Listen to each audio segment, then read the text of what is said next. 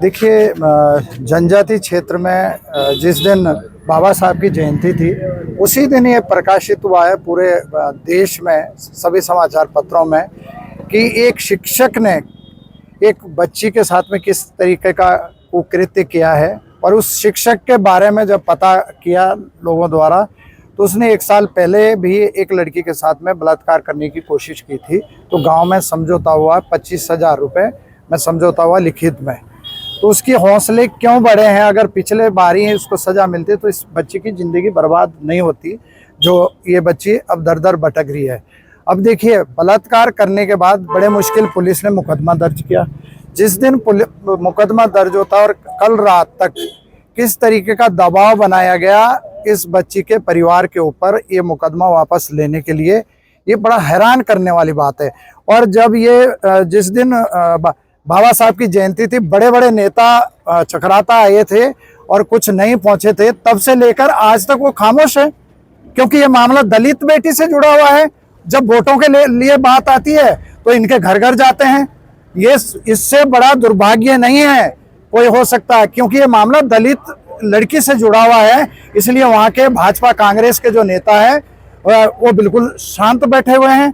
लेकिन मैं धन्यवाद करना चाहता हूँ संरक्षक मंडल का, जो मेरे साथ में आए हुए हैं, पूरी टीम है, रात दिन प्रयास कर रहे हैं इस बेटी को इंसाफ दिलाने के लिए।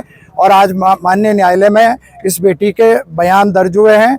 और आपको ये भी मालूम होगा, कल तक इनकी मां को बाकायदा थाने में बिठाया गया और कहा कि दौलत कुंवर के ऊपर मुकदमा लिखवाओ कि उन्होंने जो है तुम्हारे बेटी को बंधक बना रखा है, बेटे को बंधक बना रखा है।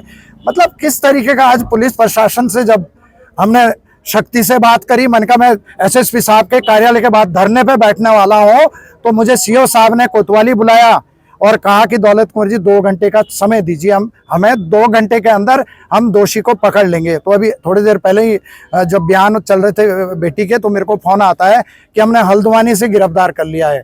यदि हम लोग आज भी इसी तरीके से बैठे रहते तो स्टे लेके आता हूँ हाई कोर्ट से। तो इस तरीके की जो अन्याय हो रहा है, अगर शीघ्र उसको यहाँ पर सजा नहीं दिलवाई गई तो हम समझ सकते हैं कि इसके पीछे नेताओं का हाथ है। तो आप सबका बहुत बहुत धन्यवाद। अब लोकतंत्र आजादी के बाद अब भी ये पंचायत प्रथा समझौता, इस पर क्या कहेंगे? ये तो जौनसार बावर को कोई अगर कहता है कि वो आज़ादी की श्रेणी में है तो शायद वो कहीं ना कहीं धोखे में है। जौनसार बावर के अंदर कालसी से ऊपर और हनोल तक कोई संविधान की कोई भाषा नहीं जानता आज तक भी। वहाँ खुमड़ी व्यवस्था है, पंचायत है, और उसी पंचायत के कर्म में इनका सामाजिक बहिष्कार हो चुका है। इनकी जो माँ किस तरीके से मुझे गालियाँ दे रही है, मुझे उस पर गुस्सा नहीं आ रहा है, उस अनपढ़ महिला पे। क्यों? क्योंकि उसे मजबूर किया जा रहा है कि उसको गालियाँ दो, तब जाके वो लाएंगे तुम्हारे बच्चों के यहाँ पे थाने में, और उसके बाद समझौता हो जाएगा। तो आप सबका बहुत बहुत धन्यवाद।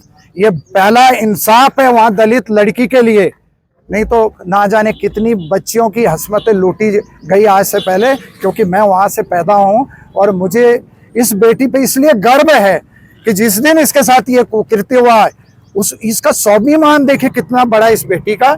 इसने सुसाइड करने की कदम उठाया। उसके बाद जब ये दोनों हॉस्पिटल पहुँचे तो मुझे, जब मैं वहाँ गया इनसे मिलने के लिए, तो ये दूसरे दिन मेरे पास आते हैं, मुझे कहती है कि अगर तो आप मेरा मुकदमा लिखवाते हो तो चलो, नहीं तो मैं फांसी में लटक जाऊंगी।